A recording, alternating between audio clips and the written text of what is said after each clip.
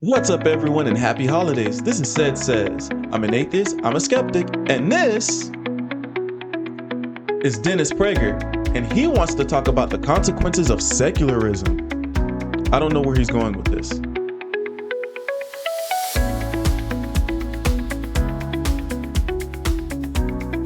So, Dennis Prager is an American talk show host who makes videos on YouTube called PragerU.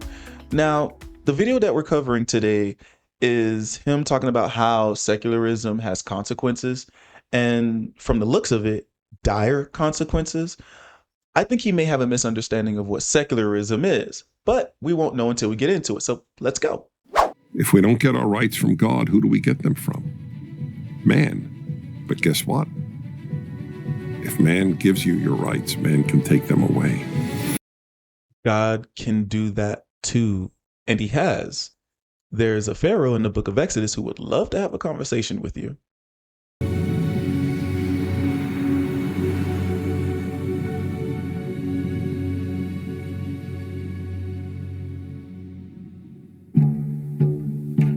Hi, welcome to the Masters Program. I'm Dennis Prager. This is part one of what I call the consequences of secularism, or to be precise, the terrible consequences of secularism. So I'm sure you've all heard that some people are religious extremists.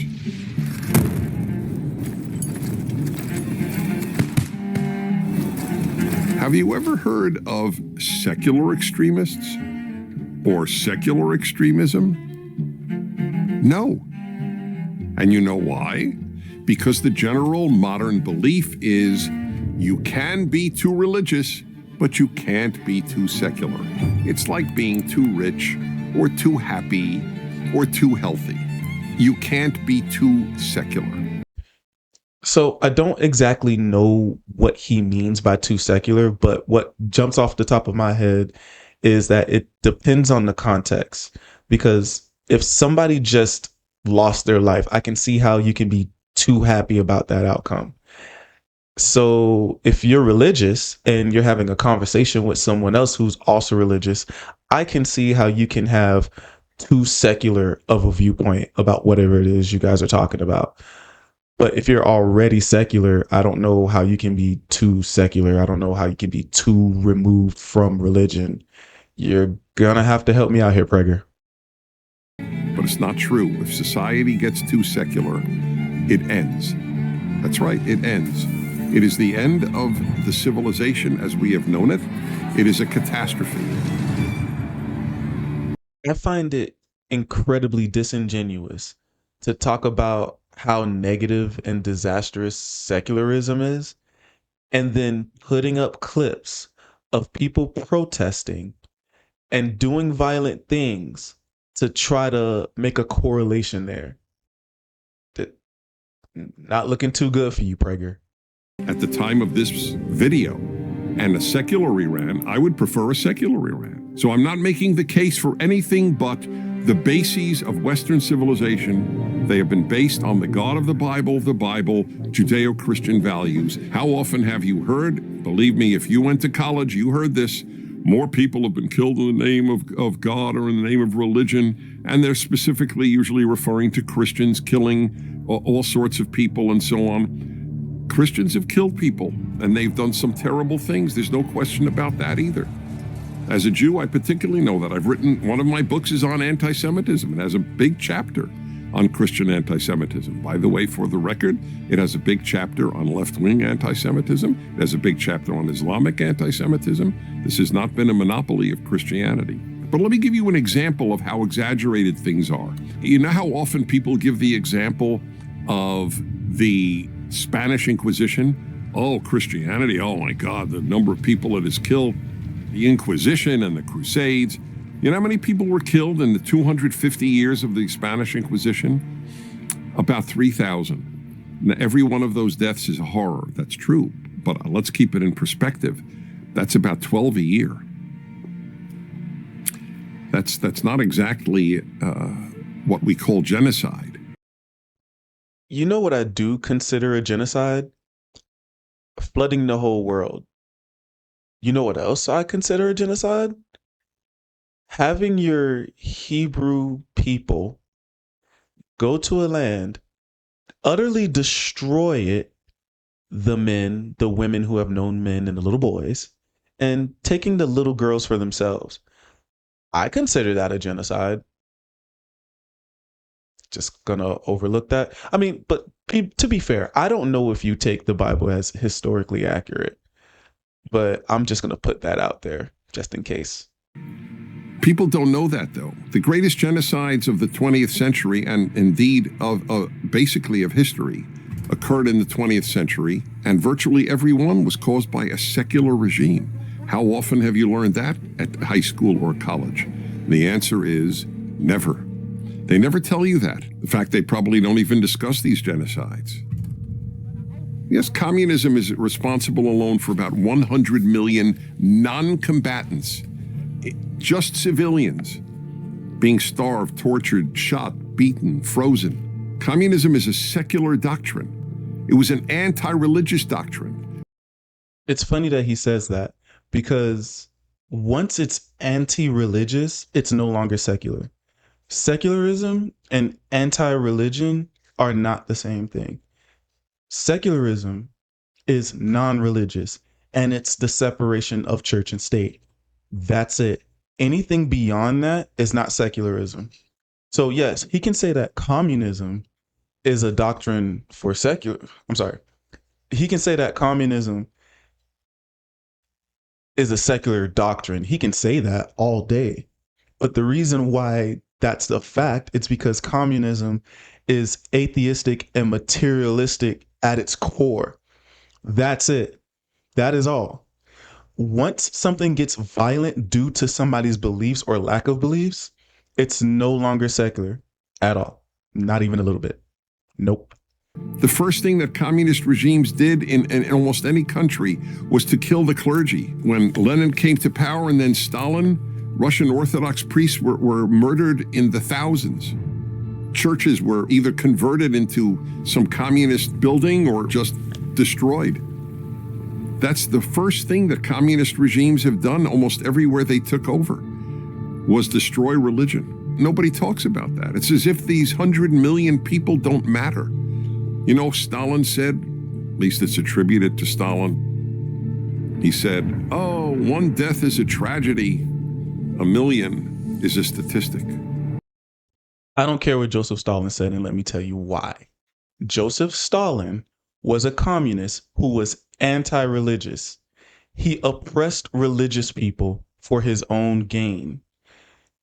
That is not secular. Secularism, just like I said before, is non-religious and it is the separation of church and state.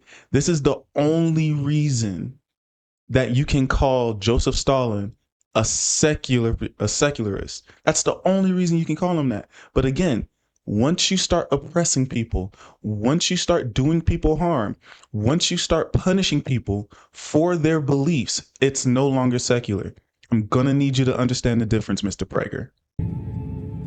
So when you hear next time, "Oh, religion has killed more people than anything else," it's just not true. It's a lie, actually. Secularism has killed more people than anything else. Well, let's look up the statistics, shall we? And these are for 2023 or 2024. Let me check. Yes, these are for 2024. Okay, and I looked up the homicide rates, well, the reported homicide rates at the website CSG Justice Center. So I looked up the most secular states and I looked up the most religious states. The most secular states are Vermont, New Hampshire, and Maine. The most religious states are Alabama, Arkansas, and Mississippi, or Arkansas. I never know which one is right, so I hope I'm not offending anyone. So, Vermont, being the most secular state, has 1,421 reported homicides. Alabama has the highest crime rate at 18,561 reported homicides. the data and the numbers is right there. I mean, the lowest crime rate for the most religious out of the six, well, I'm sorry, out of the three is Mississippi, which is 6,194. And the lowest for the secular is 1406.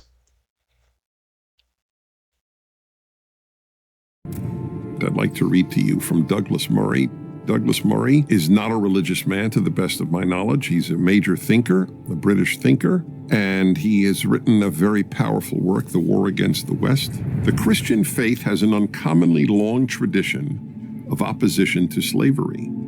Saint Bathilda was a former slave herself who campaigned for the abolition of slavery in the 7th century. St. Anselm outlawed slavery in 1102, while Archbishop of Canterbury William Wilberforce and the Clapham sect spent all their energies and resources fighting to bring an end to the practice, inspired in this vision by their Christian faith.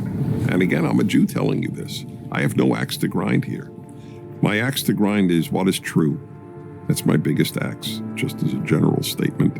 My beliefs, you got to tell the truth. So people talk about all the bad Christianity did, but you never learn of all the good that Christianity did. What is the world in which human rights were enshrined, where women were elevated from second-class status? These developed in the West. The West was formed by Christianity, which was ultimately formed by the Jewish scriptures known as the Old Testament or the Hebrew Bible. So that's just a straight up lie. The founding fathers did not advocate for a Christian nation. They didn't want one. They created a secular government mainly because they saw the religious wars that were going on in Europe, and they did not want to have to deal with that in the new land that they, took from the Native Americans. You are a liar, sir. You are a liar, you are a fibber, and your pants on fire. That's why Margaret Thatcher said, the West is a Judeo-Christian civilization. You drop the Judeo-Christian roots, you drop the civilization. Slavery, every society had slavery. Every. In Africa, in Asia, in Latin America, before it was Latin America, Mesoamerica, South America, everywhere. Native Americans, blacks, everyone had slaves.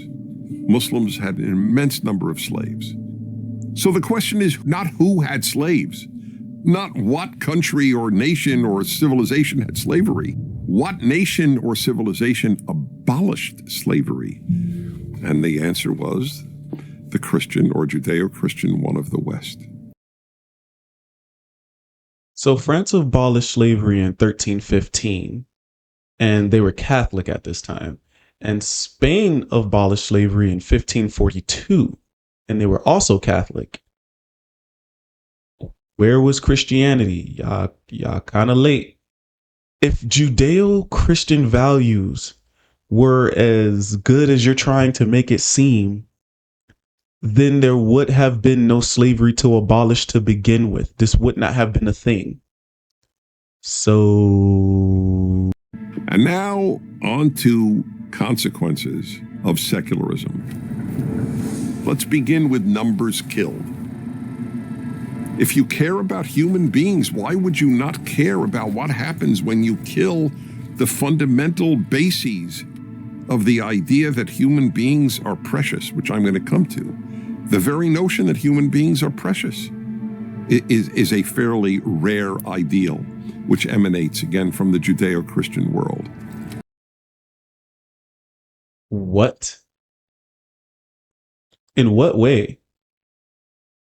Because again, if you're getting this from the Bible, which I think you are, because again, where do Judeo-Christian values come from? They come from God, who made the Bible, which is what you read. So I'm just going to sit here and say, Egypt? God didn't give a fuck. But that's a big one. And this is all a function of the secular world in which we live. We become stupid as we depart from the wisdom bases of the West, which are located in that book that people laugh at called the Bible.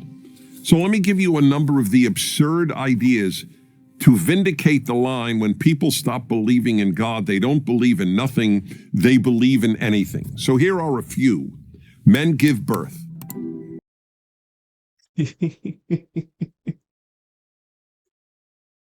Oh man. Do you have a problem with trans women? I'm sorry. Do you have a problem with trans men giving birth? Really? Trans men are men, and men can give birth because the term man is not a biological term. It's not.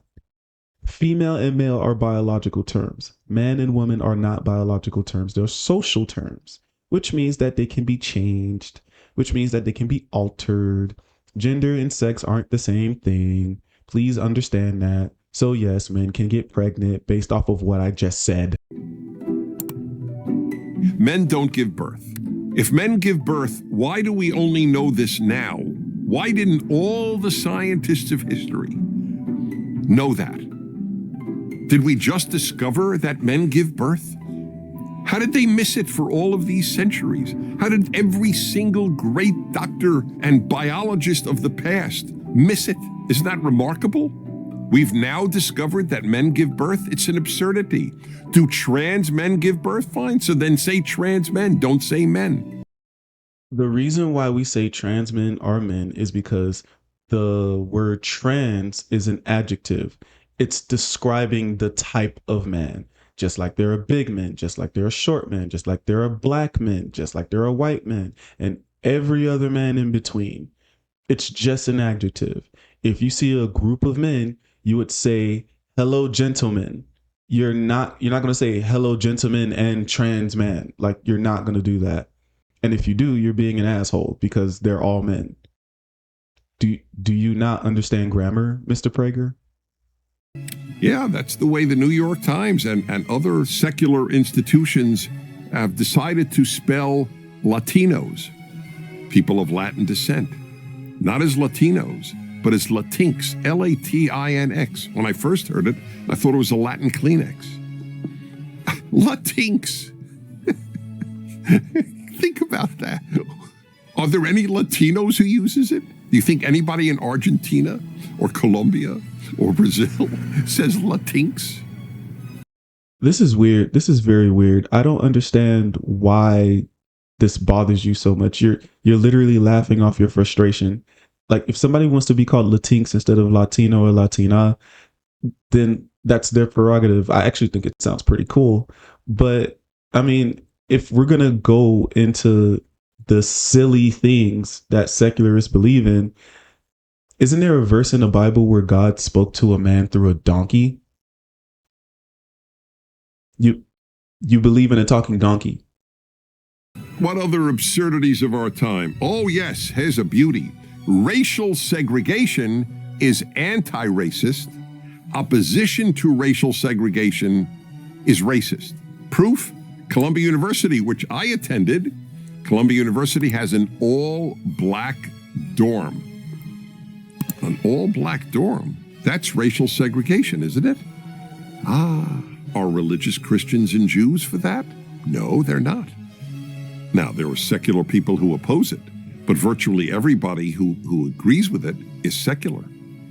So I'm just going to call him dumb here because I think he thinks just because it says Malcolm X Lounge and Black Student Organization, he thinks that it's only Black students, and it's not. They're inclusive. They allow other students of other races into the organization. And also, I did some more looking into the organization. What it's for is it's a safe space. And what it does is it allows different races and different cultures to be amongst themselves so they can understand their culture in a more detailed and in a more intimate and in a more deeper level. That's what it's for. They do not exclude anybody. And if we want to talk about what segregation is, segregation has to be put forth through law. That's one. And two, it has to be forced, which means that nobody is allowed. That's what segregation is. If they're choosing to do this, That's not segregation. It is a choice. They can come and go as they please. Stop it. And Colombia is totally secular. It's profoundly anti-religious in its outlook. It has contempt, basically, for religious Christians, and for that matter, religious Jews, but religious Christians are far more numerous.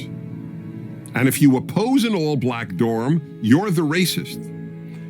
Again, this is all just one consequence of secularism, that we believe in anything. You know who believes in all-black dormitories? The Ku Klux Klan and the woke. The color of your skin is important. Why is it important? What does it tell about you? Tell me one thing that the race of your skin tells me about you. Does it tell me if you're kind or cruel? Does it tell me if you're smart or stupid? Does it tell me if you're honest or corrupt? Does it tell me about your passions, your loves, your pains, your hurts, your anything? What does it tell me about? Nothing. I know nothing about you if I know your skin color. Nothing. It's as unimportant and perhaps less important than your shoe color. Because there must have been a reason you chose the color of the shoes you're wearing today. That's another example of an absurdity in our post-religious age that we live in. If America is systemically racist, and it's an absurdity, but if it's true, why have 3 million blacks moved to the United States of America in the last few decades from Africa and the Caribbean? Why? Are they stupid? If you think America is systemically racist, every black who's moved here voluntarily is an idiot. Ask them, are you an idiot? So one way to prove that systemic racism is still a thing is that there's this study called the Veil of Darkness study. And what it shows is that during the daytime, they did a count of how many black people got pulled over versus how many white people got pulled over. And black people got pulled over way more than white people. Duh. But then at night, they counted and the numbers evened out. Why? Because cops can't see who's driving the car at night. So I just thought that would be a little fun fact for people to look up. It's called the Veil of Darkness study, and it proves that systemic racism is still a thing. Diversity is our greatest strength. How often have you heard that? So here's a beauty for you. If diversity is our greatest strength, why did the New York Times recently publish a piece that said the happiest countries in the world are Finland, Norway, Denmark, and Iceland? They led the 2018 ranking of the World Happiness Report, which is a joke, the World Happiness Report. It cracks me up. Anyway, fine. So you can't hold both. You can't say that Finland, Norway, Denmark, and Iceland are the happiest countries in the world and then tell me that diversity is our greatest strength. Because there's no diversity in those 4 countries, and they're the happiest in the world. Virtually everybody is the same color. Virtually everyone's the same race. Virtually everyone is the same religion, whether they believe in it or not. The same stock, the same language. They're as undiverse as you can get in the Western world, those 4 countries, and they're the happiest. I'm not against diversity at all. Diversity can be a great strength if people share the same values. So, again, fun fact, I think he's mad because he found out that the happiest place on earth, like a lot of those places he just mentioned, are secular. And his whole point throughout this whole video is that there are consequences to secularism. And one of the happiest places on earth are secular. I find that incredibly funny. He didn't even mention it. So I ask anybody who is watching this, please look up the happiest places on earth and look up the most secular places on earth and look up Finland because Finland is secular for sure. This is hilarious. Like, he's so dishonest. Pluribus unum, one of the mottos of America, out of many one. Oh, if we all buy basic moral values emanating from Judeo-Christian values and as reflected in the Constitution of the United States, for example, I think diversity can be a tremendous strength. But not if it's used to divide people as it now is, and we don't share a common value system any longer. Next time you hear about the happiest countries, say, they don't strike me as very diverse. Free speech, here's another absurdity. This is all part of what happens with the secular onslaught. People believe in anything. 45% of American young people say they don't believe in free speech for hate speech. They believe in free speech, they say, but not for hate speech. They don't realize how foolish a comment that is. So this is going to be the last thing I say. I am a strong advocate for free speech.